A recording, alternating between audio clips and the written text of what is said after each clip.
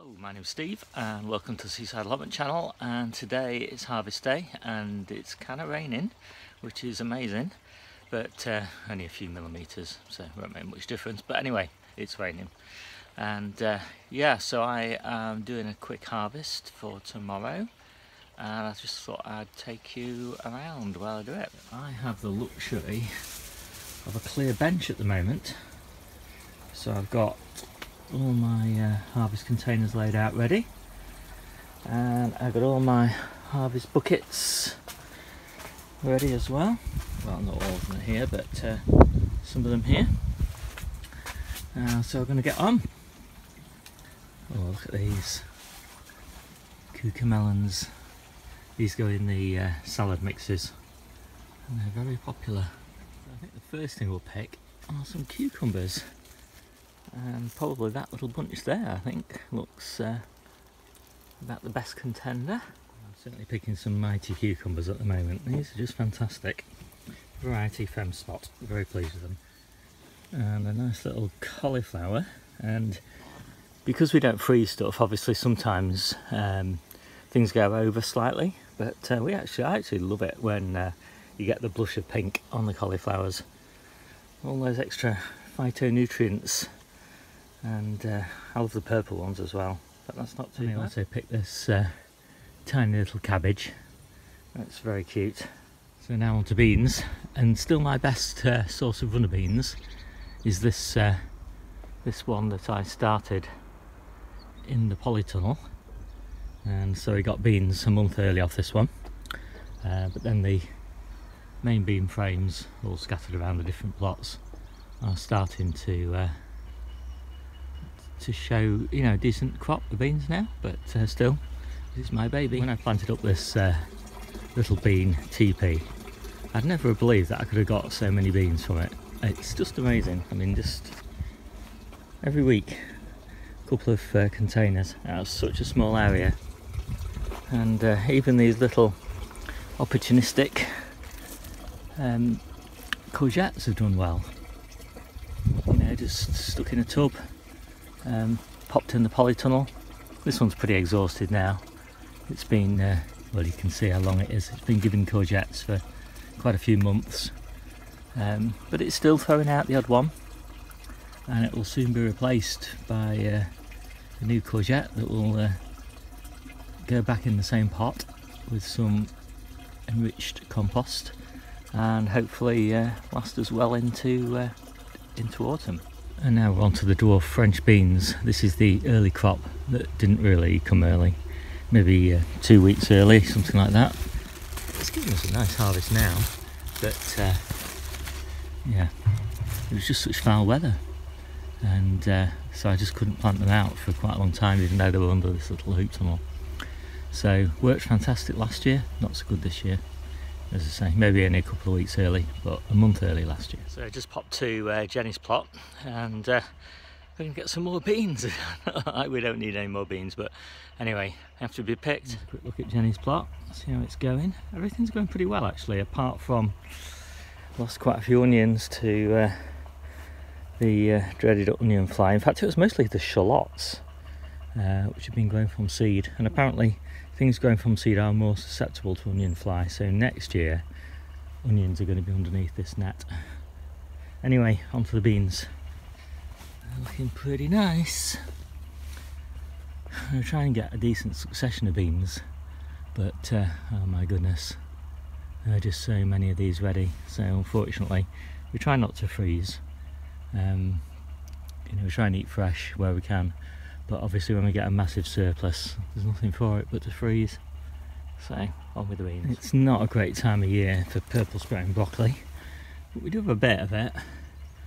And we've got some people, my daughter in particular, one of my daughters, who really loves it. So I picked a bit for her.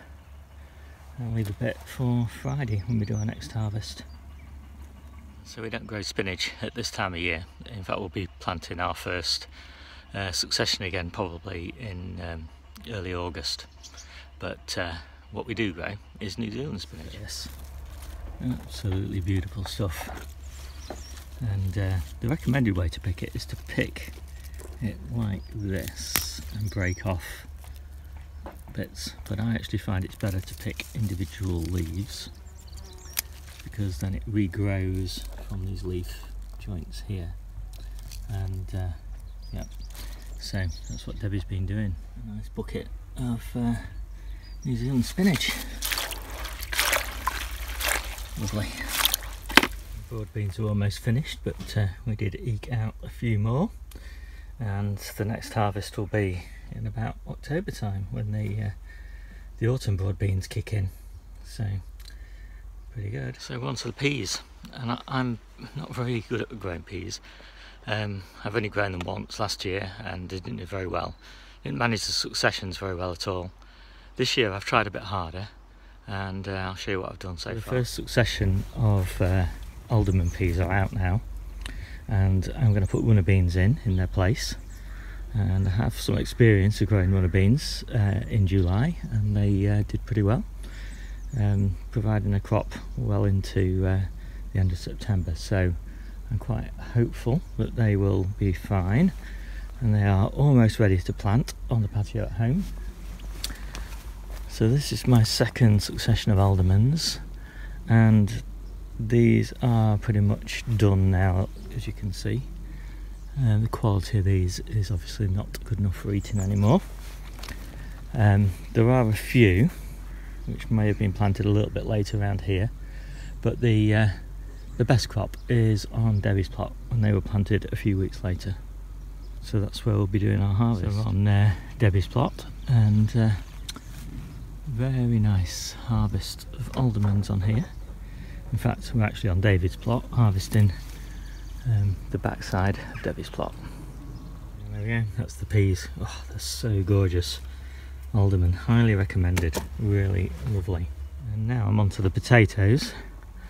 These are the Sarpo Mira and Sarpo Keefe, but these are the Swift. And I guess if I don't harvest them pretty soon, I'll lose track of where they are.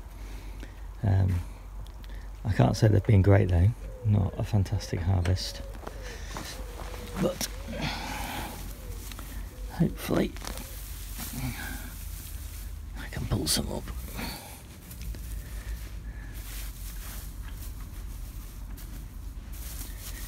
I'm not a big fan of growing potatoes in the ground because it's just a bit of a pain with the whole no dig philosophy.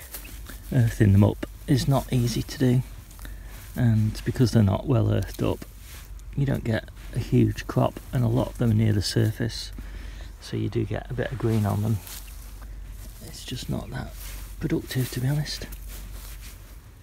Not for me anyway. Harvesting in tubs seems to be much better, but then the downside of that is always that you just have to water them so much. So anyway, I'm rethinking my whole strategy for potatoes, and we'll see what happens. It's, I've certainly enjoyed growing them in tubs. I think growing them in tubs at home seems to be a fairly good way of doing it, because I've got good ready access to water at home, and I don't have to keep trekking down to the allotment to water them. But I mean, they're not too bad, but you know, that's 2 plants, and that is not a great harvest really, is it, from 2 plants? But I suppose at least it leaves the ground with lots of nice compost. So yeah, I think that's it done.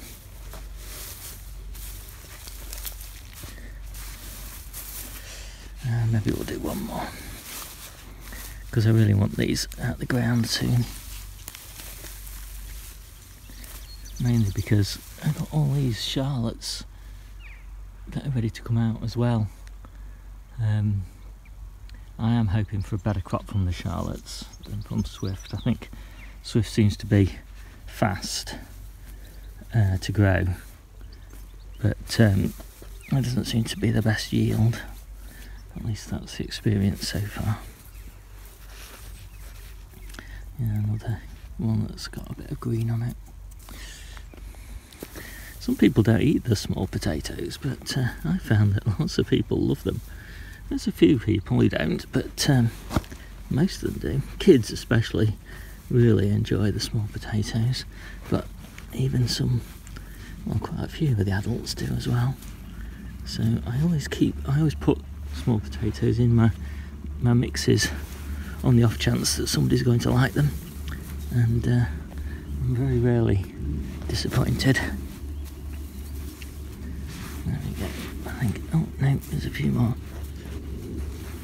The other thing with growing in the ground is you always leave some, don't you?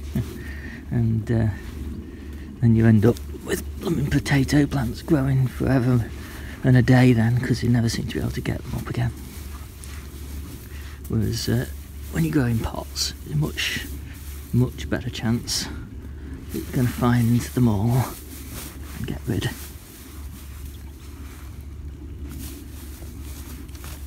Anyway, the other downside is you've got to do it on your knees while squatting.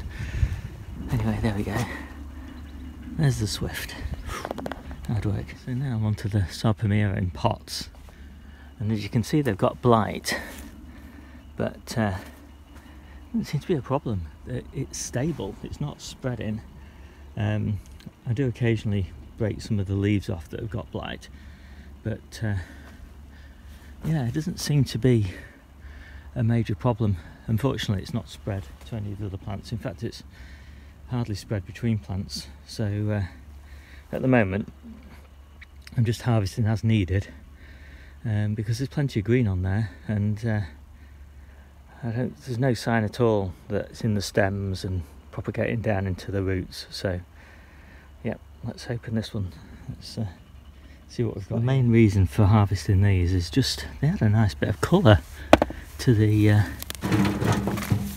veg mix, and Debbie says they're very nice potatoes. I'm not a potato eater myself, but she says that yeah, they're very nice. So that's quite good. There's the seed potato there, all rotten. They're starting to put some nice size on now. So goodness knows what the ones in the ground are going to be like. I've got hoping for big things for the ones in the ground. Yuck. And I've got some in pots at home, and they are absolutely enormous. I'm going to leave those as long as I can to get some nice big baking potatoes. So I think that's you can hear something buzzing in here. Oh, it's there. I don't know what it is. Something burrowed into the ground. I don't know whether you can see it. I can't even see it on the camera. Doesn't sound very good. Scary. I don't like buzzing things. I just have to go and get rid of it. Debbie's just also harvested her shallots. These are these brun banana shallots. They're quite wet, unfortunately, ironically, because it's just rained. But they're looking pretty good. Just one, I think, that's might be a bit split. Still, not too bad. Leave those in the shed to dry. There we go. There's the potatoes, and over there. So go back to the polytunnel now. Get these the potatoes, looking lovely. Time for some carrots. I think just walk past these. Debbie's just picked these lovely tomatoes. Fantastic. I think that's the first full punnet of tomatoes that we've actually harvested so far. Fantastic. Here's the carrot bed, and I'm very pleased with these carrots so far. They're looking really good. And these are they're all out unprotected, so they're going to be harvested before the carrot fly come back in August time. They are resistor fly, but previous years I found that resistor fly doesn't resist the fly particularly effectively. All my other carrots are under cover, so I've just put these netted covers over the top of them for now. I just love picking carrots. So great. I don't do any special bed prep, I just plant into the normal soil. So occasionally, you know, as you can see out of that batch of carrots there, I got one really that was forked. So that's not really a big issue, is it? And one little tiny baby. And Debbie's on the fruit harvest now. Gooseberries for gooseberry jam. So I've had some requests for some spring onions for pickling and cooking. And fortunately I've got some that are no good really in salads now, a little bit too mature. So let's get on with the spring onions. Perfect, just perfect for cooking. Very happy with those, they'll clean up lovely. And there we go, a few spring onions, enough for 2 jars of pickled onions I guess. Harvest is starting to come together now. I just picked some courgettes off Jennie's plot, looking nice. So now we're on to the spring onions for salad mixes, and my eldest daughter's coming home tonight and she doesn't like anything apart from very mild onions, so these are lovely mild Leela spring onions, so we'll have some of those. And these are stir on, I think, spring onions, so we'll have some of those. And it's my objective to be in spring onions every day of the year, and I've not quite managed it in the last 12 months, but I'm going to give it a go this year. Raspberries have arrived, and some rather oversized gherkins which have been hiding, and Debbie's very disappointed because she says she checks the gherkins every day and she still managed to miss them. Anyway, on with the brassica mixes. And no brassica mix would be complete without sprouts, and fortunately I have loads of sprouts, and the key to sprouts at this time of the year is to take the tops off, and the sprouts then form really quickly. So Debbie's just cleaned up the spring onions, and they look gorgeous. And these Leela look very nice, and they're very mild, as I said before, but they don't germinate as well, and nor are they as hardy of difficult growing conditions as the stir-on and the guardsman, which are my other favourites. And here are the brassica mixes. And I do love doing these mixes rather than just, you know, one great big cabbage or something like that, because, you know, it just gives people so much variety. So in here we've got cauliflower, a few different types of kale, Savoy cabbage, sprouts, purple sprouting broccoli, calabrese, just fantastic. Here's all the empty boxes, so those are for salads. These are for spinach and chard, so I'll do the chard first. So I'm on with the lettuce harvest now. These are the toppings, these are the main course. I think I'm all done. So that's the salad mixes done. The ones with the carrots are for me. And we found a few more cucumbers. A little bag of herbs. We're just on these containers full of mixed beans and peas. And found a few more spring onions. And I think that's it. So there we go. That is today's harvest. And this is a slightly bigger than usual perhaps, but fairly typical Tuesday harvest. And we'll do another one on Friday.